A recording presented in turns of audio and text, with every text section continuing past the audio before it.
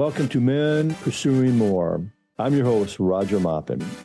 I believe every man has the potential to push past his limits and strive for something greater. Whether you're a former athlete who is looking for what's next, a professional pushing through the daily grind, or someone simply ready to break through life's toughest challenges, you're ready to step into the pursuit of something more. Your pursuit begins now.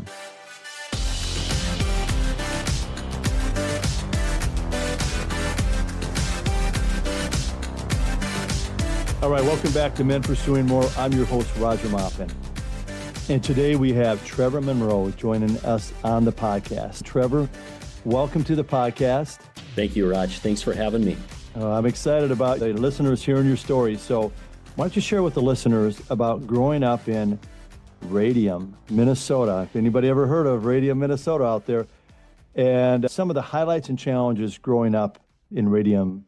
First of all, if you Google radium, the element radium, but if you Google it in the state of Minnesota, Radium is considered one of the, I think, top 10 ghost towns in the state of Minnesota. It used to be an incorporated city, but I think it was about 1985. We used to have a post office. We used to have a grocery store.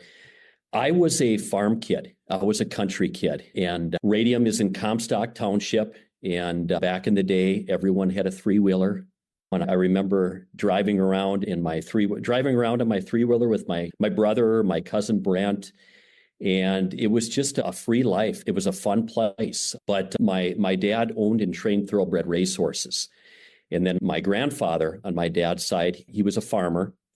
When I was a kid, and I think of this sometimes, when I was a kid, I always thought being a city kid was it. And you always wanted to do what the city kids did. And then as I've gotten older, I've realized that I had the best of all worlds being a country kid. And you miss what you don't have, or you miss what you once had. And I realized later on in life that being a country kid and how I grew up was absolutely amazing. The church I went to was about 1.5 miles away. It actually was my great-great-grandfather donated a plot of land. And they built a church there back in the early 1900s. I think the first year that it was open for the Lutheran people of Comstock Township was 1901. And we went to that church. I tell you what, it was a community. We went to that church every Sunday. We never missed. And it was, like I said, truly a community. And in this day and age, I think we're missing out on those things. Everyone taking care of one another. I remember my dad, we got our first snowfall now. And I remember my dad just getting up in the morning and going over and with the tractor and cleaning out for Sunday morning church. And he never got paid anything to do it, but that's just what you did for one another. But yeah, Radium, Minnesota, just a great, great community. And like I say, a lot of people haven't heard of it, but a lot of people haven't been to the northwest part, truly the northwest part of the state. There's no reason to go there, really, unless you have family up there. You talked about community too, and I think most people are seeking out some type of community.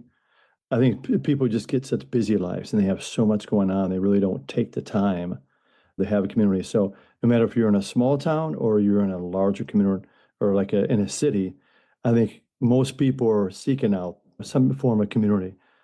And Absolutely. Some of them find it, some of them don't. Some kind of shy away from it. But I think people are really seeking that out. For sure. Obviously, Radium didn't have a high school, so I went to Warren High School. It was the same high school that my mom and dad went to, the same high school that my grandma on my mom's side, she was valedictorian in 1934. My grandma was my best friend growing up. I remember before my high school football games, my high school basketball games, I remember going over and eating. Sometimes she fed me too much before game day. But my mom was a registered nurse. And when I was in high school, she was working in Thief River Falls, which was the closest big city. Just growing up, I spent a lot of time with my grandma and grandpa on my dad's side. My grandparents were important, and I never was embarrassed to be around them. When you're young, when you're with mom and dad and you see your friends, I got to get away from mom and dad or my grandparent. I never felt that way. And truly to this day, anybody who really knows me knows that growing up, my grandma Rocky, Rokke, she was my best friend. And until the day she died. And she died in 2010. And it was a special relationship that we had. She was just a special person. I know I've listened to your podcast quite a bit, and you'll ask favorite teams and favorite athletes. And we were big Minnesota Twins fans, and our favorite player was Kent Hrbek. And I remember till the day she passed, she always said that Kent Hrbek never pulled Ron Gant off the base in the 91 World Series. But I went to Warren High School. I played football, I played basketball there, and I played golf. And then in the summertime, we had a summer rec baseball program. Baseball was probably my best sport. It was the one that I probably would have excelled the most in, but they had cut our baseball program back in the 70s, which was okay because the golf thing worked out for me later on. But I did play Legion and VFW baseball a couple summers in Thief River Falls, which was a lot of fun. But I had it was evident early on in my life that sports were going to be a big deal for me. And to this day, they always have been. They helped get me through, I'll just be honest, sports got me through college. It helped get me my degree. I don't know if I would have had that motivating factor by just going to school. I needed that motivation, and I wanted something else to go along with it. And being a student athlete at the collegiate level was an important part of me getting my 4-year degree. And then after high school, I know you share with the listeners about why you attended Concordia at Moorhead. And I believe you participated in 2 sports, which is pretty uncommon. Share with the listeners about that, of when you're in high school. I know you talked about baseball, you just played in the summer, but the sports, why those sports, and then I believe you said considering 3 and some of the successes, just challenges that kind of first year or so. Just the reason why first, and then 2 sports. Sure. Let's just be real, Raj. Growing up in northwestern Minnesota, there's not a lot of southern big schools, colleges that are recruiting golfers from Radium, Minnesota. And where I lived, there was something called, and it's still around, the Minnesota Junior PGA program. And I started playing in some events like my sophomore year, high school, sophomore and junior. There's a lot of great athletes up there that just get unnoticed, and it just not get recruited. And out of high school, I wasn't recruited by a single Division I or Division II school. I did have a junior college in Kansas, and I had a junior college in Nebraska that had offered me a full ride. Both of them offered full rides to play golf and basketball. And the summer, I want to say, no, it wasn't the summer. It was my senior year. We had lost the region championship game to go to the state tournament. And we had gone to the state tournament in basketball the previous year.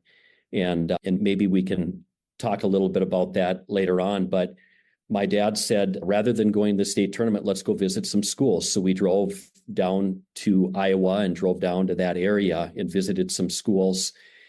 My mom right away said, you're not going to go to Nebraska. You're not going to go. They didn't want me to go to a junior college. And there was nothing against a junior college, but there were some things in high school that didn't work out very well for me. And when I don't want to get into detail, it was nothing bad, but I just didn't have when we lost the region championship game my senior year in basketball. And this is in basketball, yeah.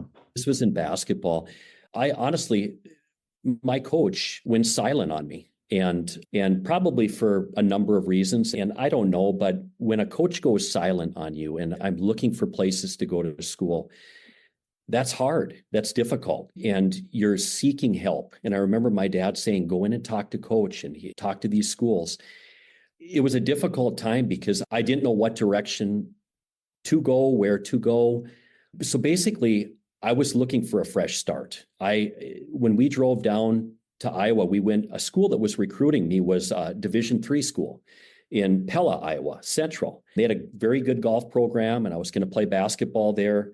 Well, on the way home, actually, we left Pella, went to the boys' state basketball tournament, saw the championship game. And after we watched that game, we drove 6 hours more up north back home. And I remember my dad saying, you know what, because I was pretty set that I was going to go to Pella. I thought it would be the best place for me. I needed to find a place where I could find myself and regain some confidence and find people that I could trust again. And my dad convinced me, why don't you go to Concordia? Because if you go to Central in Pella, Iowa, we're never going to get to watch you play. And now you can watch online, you can watch kids play at any level. And they convinced me to go to Concordia. They wanted me to go to a liberal arts school. And I got to say, to this day, it was probably one of the best decisions I ever made. Concordia treated me real well. It was a church school. I remember going to church Wednesday nights. I didn't miss too many Wednesday nights because that's what they did. And the golf coach I had at Concordia his name was Jerry Pyle. He was a first-year golf coach. You might recognize the name. He was from Carrington, North Dakota. And he played basketball at the University of Minnesota, I believe back in the early 70s. But just a great guy. And he was good to me. And I gained my confidence. I had a really good year on the links on the golf course. We played St. Cloud and St. John's. Division II and Division III schools in golf played a lot of tournaments together. And I remember I finished fourth at the St. John's St. Cloud tournament. And I want to say a week or so later, I ended up winning the Mankato State Division II tournament. I was medalist at that tournament. So it was just a really good year. And back then, there was only a fall season for golf. Why did I choose Concordia? I chose Concordia because it was a little bit closer to home. My brother was going to North Dakota State. He was finishing up. And I had a great big brother. My brother was 4 years older than me. And I look back on it and I'm trying to think of what I could share. When I was an eighth grader, I won both the district and region, which back in the day, that would be your subsection and section tournament. I won that as an eighth grader. And I was the youngest, I think to this day at my high school, to ever win a section individual championship. And I went to the state tournament as an eighth grader. Well, my brother was on the team. And I just remember how proud my brother was. And that meant a lot. My brother was not only a good brother, he was a really good teammate. But again, choosing Concordia because it was close to home. And my parents knew I needed to find a place where I could regain this confidence. Eventually, Raj, what I was looking at was either playing Division II basketball or Division I golf. I thought after a couple years, I'm going to transfer. You know how when you're young, you think, oh, it'll just work out this way. It doesn't work out that way. And I just had a really good freshman year. And I thought maybe now's the time to start looking and let basketball go and start focusing maybe on one sport. Share with the listeners your journey to the University of Wyoming, and share with the listeners also about the many letters that you would send out to coaches. I think a lot of student athletes were letters. What are you talking about? Can't we just do something digital? You just send out, but the letters you sent out to coaches. And just once you got to University of Wyoming, what were some of the kind of highlights and challenges there at it? Yeah. I sent out about a dozen letters. You'd get these golf publications. I worked at a golf course after my freshman year. I worked at Maple River Golf Course. The new basketball coach, Dwayne Severson at Concordia, was the manager of the golf course out there, and he hired me. So I was thinking, Concordia is a perfect fit for me right now because my boss is the basketball coach. The golf thing's working out. But I sent out a dozen letters and I got responses back from a few. But one of the responses I got back was, we can't talk to you until you get an official release from the school you're at. So I contacted, at the time, Armin Peepo was his name. He was the athletic director at Concordia. And I said, I need a release. I'm looking to possibly transfer. And that didn't go over real well. He said, Trevor, you're making a huge mistake. Their goal was they wanted me to be at least a 2-3-time All-American golfer at Concordia. And they talked about that. And they thought I possibly could do that as early as my sophomore and especially my junior, senior year. And I just said, I'm not transferring, but I need a release in order to talk to these schools. And finally, they gave me the release. But I sent out, I remember, to about a dozen schools. The two that I remember in particular, I got back. One was Nebraska, University of Nebraska. And I remember calling the coach and just having a brief conversation. And another one I remember was Ball State in Indiana. And I never really reacted or responded to that one. But throughout all this, I had gotten to be good friends with Jason Justison, who became a future teammate of mine at the University of Wyoming. He was from West Fargo. And I was playing tournaments in the Fargo-Moorhead area. And Jason said, you've got to look at the University of Wyoming. And he said, I'm actually going before school starts. It was about a month before school was going to start. And he said, I'm actually going. Why don't you come with me? So we drove 14 hours to Laramie, Wyoming. And I spent the weekend there and talked to the coach, and the coach came out. We were playing golf, and I was playing with some of the guys that were currently on the team. And just a casual conversation on the driving range, the coach, the day before we left, the coach just said, Roger Prenslow said, hey, I want to offer you a spot on the team, and I think you could help us here. And he said, if you come here, I'll take care of you. And I was like, wow, this is cool, because I really liked Laramie. And the only downfall was Concordia. I was supposed to start within a couple of weeks. School was starting in a few weeks. So we drove back to Fargo, and I was living with my brother, and I literally packed my bags from there, drove a couple hours more up north, and I told my parents I'm transferring. And the rest was history. I left less than 2 weeks later. I left for Laramie, Wyoming. I had no classes. I had no place to stay. I slept in my car a couple nights. Coach, somebody on the golf team spotted this and took me in. Actually, one of my teammates, Justin Dowler, his dad was the assistant athletic director. You probably have heard of Boyd Dowler. Justin's dad's brother was Boyd Dowler, the legendary wide receiver for the Green Bay Packers.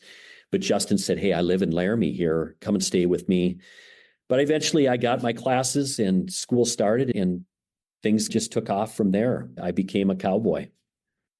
So at the University of Wyoming, at that level, do you have a fall and a spring season in golf? Yeah, we got started right away. We had to be there. It was the end of August, and 2 seasons. When I was there, the spring season first tournament was always in February, and the two out of the 3 years, because I had transferred in, we left early February for Hawaii.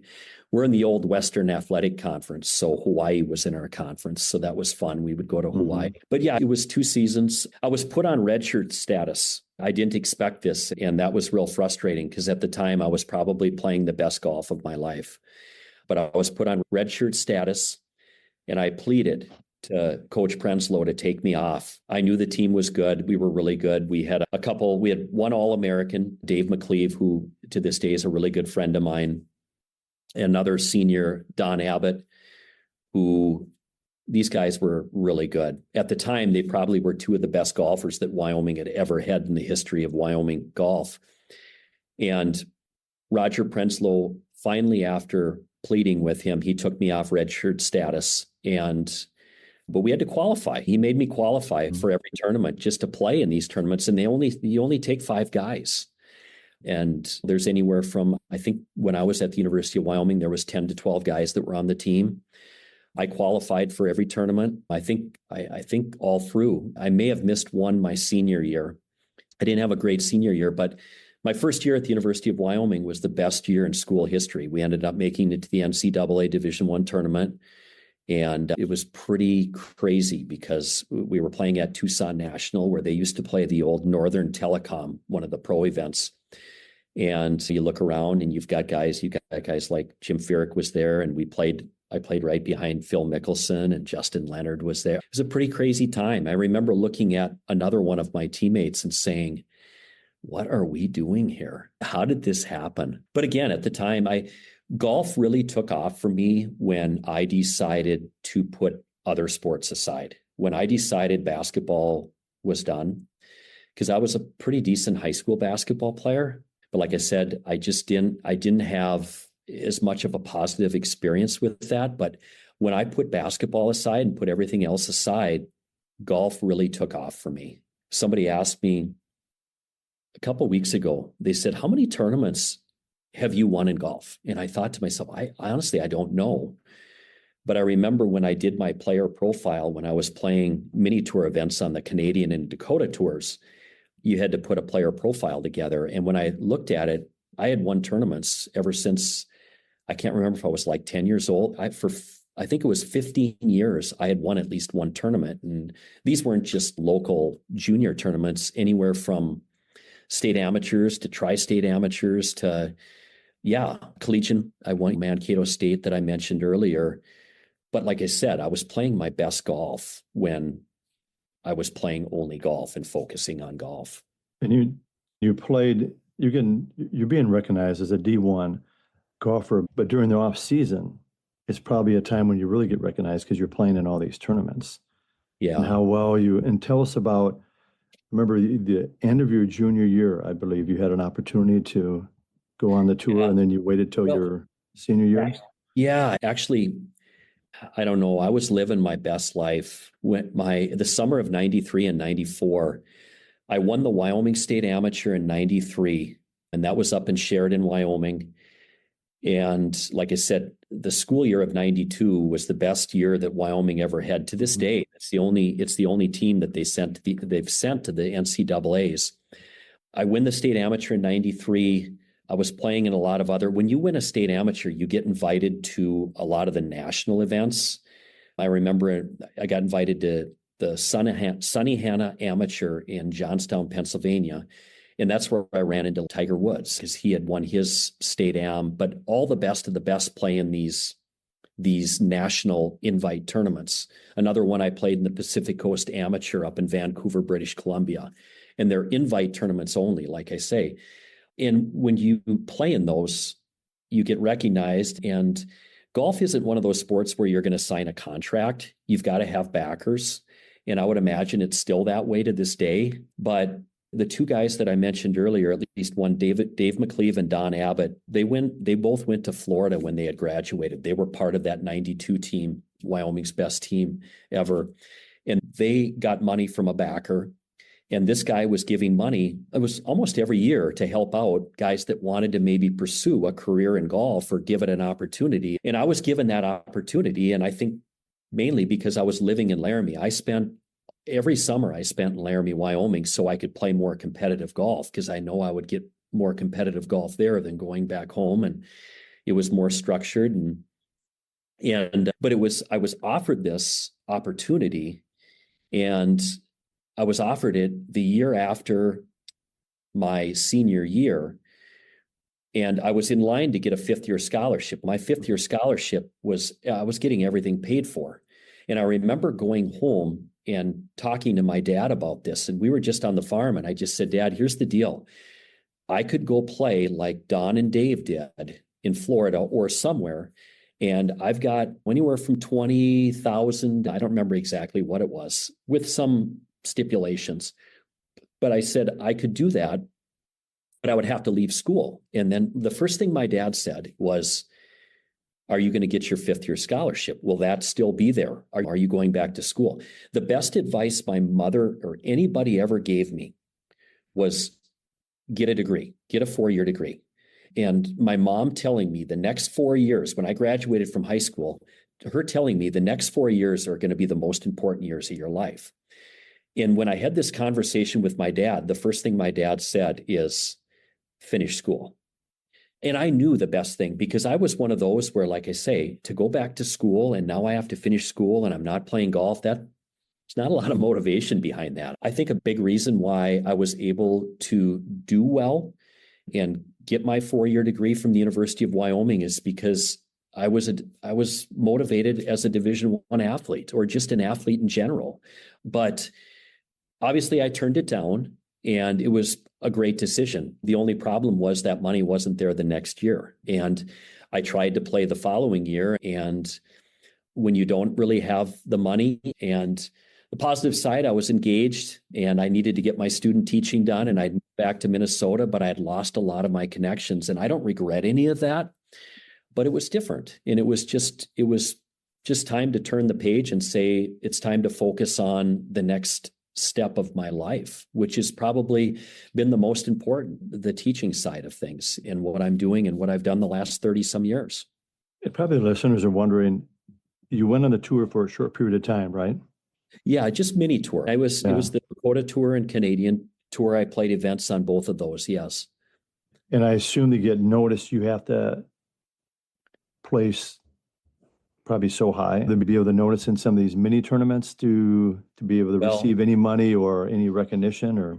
Yeah, it's just, no, Raj, it's totally different. It's one of those things where you make money. The better you play, the more money you play. The professional ranks. And back in the day, it's not like it is now, like with Bryson DeChambeau, where you're hitting bombs and you've got so many sponsors. And by the way, he's awesome. I like him. But no, it's you earn your keep. You have to play well, and you play well, you put that money in your account. You make money by playing. That's just the way it is. It isn't like you get drafted and you have a signing bonus. It's just different. Even if you get recognized, there might not be sponsors there. You're just going to have to earn your way. Not unless you're a big name, and it's just different. It's just a different way, and that's okay. It's okay. It's a game of honor, and golf was good to me, but I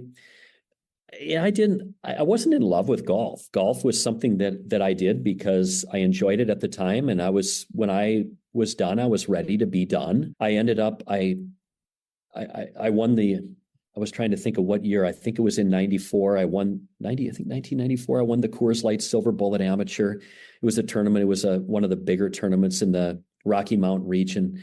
I won the Tri-State a couple of years, which is Wyoming, Colorado, Nebraska.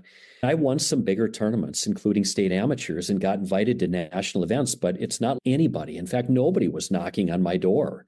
If you wanted to go beyond the PGA Tour, you had to go to Q School. And there were 3 stages of the Q School that you had to make it through. And there were a lot of guys trying to do that. And then you needed money. You had to pay. It was, I don't remember exactly what it was, but it was, I knew where I stood, Raj, where I could play mini tour events, but I was never going to be on the PGA Tour. I was competing with guys like Tiger and like Phil and Justin Leonard and Jim Furyk and David Duvall, but I wasn't at that level. I knew that there were a lot of guys that were just like me, and that was okay. I had a great experience. And again, another more important part of it, I found a school that I grew. I found that school where I could trust in people and people trusted in me. If I had to go back and do it again, I would enroll. I would go to the University of Wyoming. I might even choose it over a bigger school just because I lived there for 4 years. It was a special place, and the people in Wyoming treated me well. They treated me like their own. And that was, to this day, that's special. So share with the listeners, now you're engaged, you're going through your student teaching. Share with us your journey of like now being a teacher, and then also some of your head coaching. I know you're head coach in some sports. You're assistant in some sports. Some coaches only have an opportunity. Maybe they might get up to being a head coach in one sport, but you were a head coach in more than one sport. Just share with the listeners about those opportunities and some of those successes and challenges along the way in teaching and coaching, especially in the coaching area where you coach many different sports. Roger, I have been absolutely blessed, and I truly mean blessed. And I think sometimes people use that word blessed and they don't really know what it means. But when I think of, and I shouldn't say that because that probably doesn't come across right. But when I think of being blessed, when I say I'm blessed because I have an amazing family. My family is second to none. My mom and dad, I would do anything. I would run through a brick wall. My dad passed away 3 years ago. My mother, if she asks for something, we're going to do it because she has done everything for myself and my brother. My current family, my girls, my wife, and my 2 daughters, I'm blessed. I'm absolutely blessed. But the other part of being blessed is the good Lord blessed me with the ability to work with people and to be able to help people and to give back. And my father passed away almost 3 years ago of Parkinson's. And my dad was a go type of guy. And he never stopped. He was always working. My mom, even to this day, my mom was a nurse. And I always say the best nursing she ever did was taking care of my dad the last 14 years of his life. But I realized this about 10 years ago, and even it's more prevalent now, that I am going to continue. The good Lord has blessed me with the ability to help people. And I'm going to continue to work. And if people ask, I might complain, but I'm going to help people, whether it's in the education side of it, teaching, whether somebody needs help. I'll give you an example, raking leaves, whatever it is, the good Lord has blessed me with the ability to work with people. And I know I'm getting off from what your question was, but with that being said, my parents always said, surround yourself with good people. And the good Lord has blessed me with that. I came to the Twin Cities from the University of Wyoming, and Bob and Brett Sadik took me in as mentor teachers, supervising teachers. And in fact, Brett Sadik just texted me this morning, and sent me old highlights of the 1963 University of Minnesota football team. Both Brett and Bob played quarterback for the Gophers back in the day. But Bob Sadik treated me like a son. He didn't have to do that. And Brett treated me like a brother. And he didn't have to treat me that way. But they were so good to me. My experience was second to none, my student teaching experience. And I tried to play some golf in between that. And then I got into teaching. And I ran into people like Larry Larson was a principal of mine. And Larry hired me in Rosemont and took care of me, absolutely took care of me. Dick Forsberg was another one. He was the golf coach at Rosemont. Yeah. And Craig Cusick was the baseball coach. And these guys, they didn't have to, but I learned so much from them. And I learned through my experiences as an athlete, I learned what I didn't want to do and how I didn't want to treat people. And I also learned how I wanted to treat people. But I especially learned how to treat people the last few years, the last 25, 30 years, in these guys that I'm listing, the Sadiks and Forsberg and Cusick. And they're all pretty well known in District 196. Yes. And they're unbelievable people. And most currently, Coach Paul Gates and Mark Wanis. I assisted both those guys. Coach Gates in basketball and Mark Wanis, I'm currently his assistant in golf. And I wouldn't want to work for anyone other than them. They're good people. They're friends. They're good Christians. And we trust in one another. We trust in one another. But when I was in Rosemont, to answer your question now, I got off a little bit. I was the head baseball coach. Craig Cusick hired me as his assistant. And I was Craig's assistant for less than a month. And Craig was stricken with leukemia. And within a short period of time, I became the head coach. I don't want to say I replaced Craig Cusick because nobody replaces Craig Cusick. He, unbelievable man, unbelievable coach. But I learned a lot from Craig, and my daughter Haley and I became really close with Craig. I'd bring Haley over and she would spend time with Sarah Beth, Craig's wife. And Craig gave me great advice. Craig said, I'll give you the best advice I can give you, Trevor, is don't do things the way I did them because you won't get away with it. I did. I'm Craig Cusick, and I don't mean that in a bad way, he said, but you won't get away with it. But I was a head baseball coach over there. We made it to a state tournament in 2008, and that was a lot of fun. I left Rosemont in 2011. I came over to Eastview. I became the head softball coach in 2013. We won a state championship. That's the highlight of my coaching career, was winning a state championship in softball and my daughter being on the team. Haley, right? Haley, yeah. Yeah.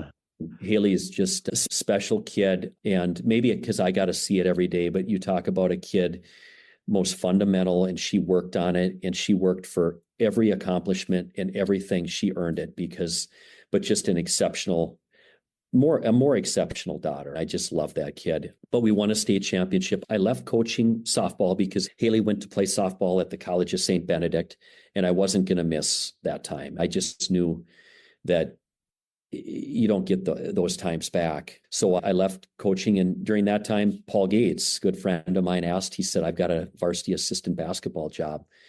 And I said, perfect. And Coach Gates and I coached 7 years of high school basketball with Coach Gates. And boy, we went on a fun run. We state tournament 3 years, and probably the best year was the COVID year. We were ranked second. We didn't get an opportunity there. We talk about being blessed again. I was blessed to have kids that wanted to play for me and wanted to play for us. And I coached with guys like Coach Gates, guys that I believed in their system and how they treated people and how they treated not just people, but kids, young adults. We created this culture that we didn't want these kids to feel like we were more powerful or empowering them. We wanted them to feel like they're a bigger part of this than what we are. But I coach basketball, and like I say, coach golf. I've been been blessed. I've been part of five different programs that have been at state tournaments. this is my 30th year in the high school league. I'm a lifetime member. I'm old. I'm a lifetime member in the Minnesota State High School League. But it's been a lot of fun. The coaching part is where we build a lot of relationships in the classroom, but it's those relationships on the court, on the field, the ones that I think have been the most lasting. I just got a text message from John McConan, who's playing basketball at Colorado State. I just got one from him playing Virginia Tech tonight. And these guys keep in touch with me, and I want to know how they're doing. That means a lot to me that they didn't just play for me. They didn't just play for us, but if they need something, they can always call. We're going to be here for them. But coaching has been a huge part of my life, and I'm thankful because I've got a wife that's been very supportive, and she's shown up to everything, and she's supported the amount of time I've put into it. And again, I had parents that followed me and got to know who the boys were or the girls were on the team because they just enjoyed it that much as well. Yeah. And then you're also teaching, I know, at Eastview High School too. And I run the driver's ed program here at Eastview High School. And I took over for Tony Olson, another really good friend of mine. And right now, just coaching golf. And I shouldn't say just coaching golf because I'm really enjoying it. Like I said, Coach Mark Wanis, and we added a third coach last year. We've got Paul Gates on board. So he's our developmental coach. Brought him back. We brought him back. But yeah, it's just a lot of fun. And to go full circle where it all started, there was a point in time where I thought maybe I wanted to be a Division I golf coach. And I'm like, it's funny. All of my coaching decisions have been based on family. I quit coaching softball here at Eastview because my daughter was going to play college softball. I quit coaching baseball at Rosemont because my daughter started to play softball, and I coached summer softball. In fact, I got into coaching with my stepdaughter, Brittany, and I coached 18 years of club and summer traveling softball. But I based almost all of my decisions on family. My goal never was to be a Hall of Fame coach. My goal was to be just a good person, a mentor for these young athletes. And really that was it. I enjoy being around it. Sports are important to me, but I didn't want one sport like golf. When I go home, here's an example. When I go home, I'll run into somebody that I haven't seen in 20 years and they'll say, "Oh my gosh, we haven't seen you. How's your golf game?" I don't play golf anymore. That was 30 years ago. I've always wanted to be a more well-rounded individual, if that makes sense. And I look at the coaching aspect of things, and I think of the best mentor coaches that I had. They coached multiple sports. They didn't just coach one sport. Craig Cusick was a baseball coach, but he also coached basketball and football. Too, Dick Forsberg was a golf coach, but you know what? He learned how to coach wrestling, and he coached football. Paul Gates is Mr. Basketball here at Eastview High School. He coached girls to how many state tournaments, and boys, he also coached football. Now he's coaching golf.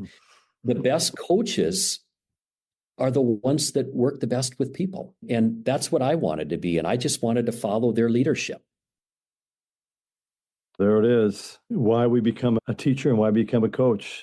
You've really shared a lot about your journey. And so as we're kind of wrapping this up, Trevor, what are your kind of final thoughts that you want to leave with men as they continue their journey? It might be young men, it might be middle-aged men, or it might be older men. Well, I think about this, Raj. I think a couple things. One of the most important things is just be the best you. That's all we can do. We're not going to change probably people, but be the best you. God has a plan. I think that's so important. And I think sometimes we lose that. That's the biggest picture, is God has a plan for everybody. God has a plan for you. There's people in our lives that are going to challenge us.